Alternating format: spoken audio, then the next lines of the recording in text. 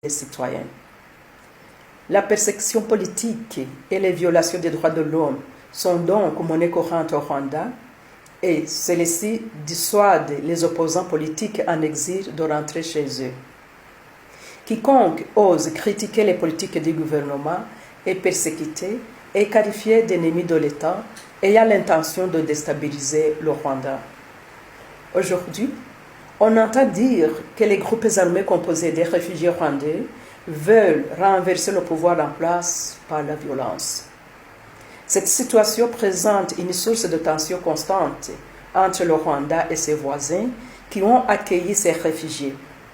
Cette impasse contribue sans doute à l'instabilité de la région des Grands Lacs en Afrique, surtout à l'est de la RDC.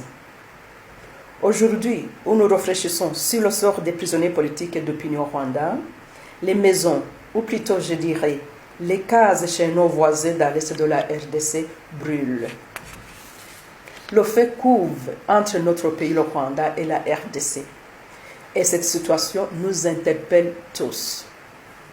Rappelons-nous que la région bouillonne depuis les années 1990, lors de l'attaque du Rwanda, et en 1994, quand le Rwanda a versé en ex-Zaïre, aujourd'hui la RDC, des centaines de milliers de réfugiés. Depuis lors, le Rwanda constitue le principal foyer de l'incendie qui ravage actuellement la région, puisque les autorités rwandaises disent poursuivre ce qu'elles appellent les forces négatives.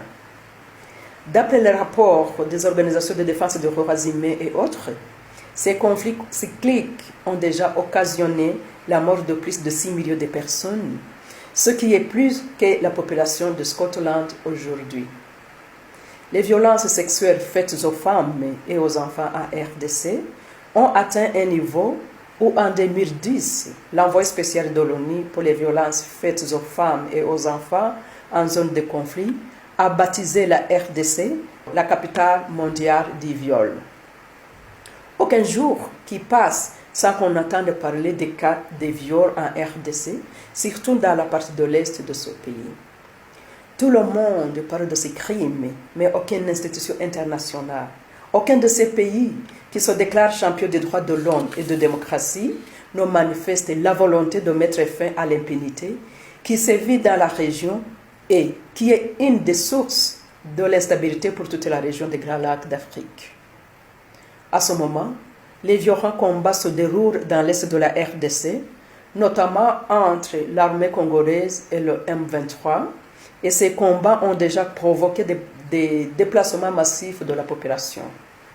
Aujourd'hui, la communauté internationale qui exhorte le gouvernement de la RDC à résoudre les problèmes sociaux, économiques et politiques internes qui l'opposent à ses opposants armés par un dialogue intercongolais, doit aussi exiger la même chose au gouvernement rwandais.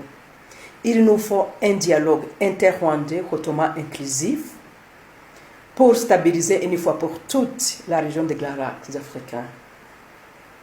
La présence des groupes d'opposition rwandaises armés et non armés dans l'est de la RDC et dans d'autres pays voisins du Rwanda, dont l'intention est de renverser le pouvoir rwandais, montre que, sans résoudre les problèmes socio-économiques et politiques dans les deux pays, la paix ne prévaudra pas dans l'est de la RDC. La recherche des solutions à ces sujets importants devrait être réalisée aussi bien la RDC que le Rwanda en engageant leurs citoyens à travers la tenue d'un dialogue national hautement inclusif. Cela renforcerait également la bonne gouvernance basée sur le respect des droits de l'homme, l'état de droit et le respect des valeurs démocratiques dans les deux pays. Ainsi, la stabilité sera trouvée pour tous les États membres de la région des Grands Lacs d'Afrique.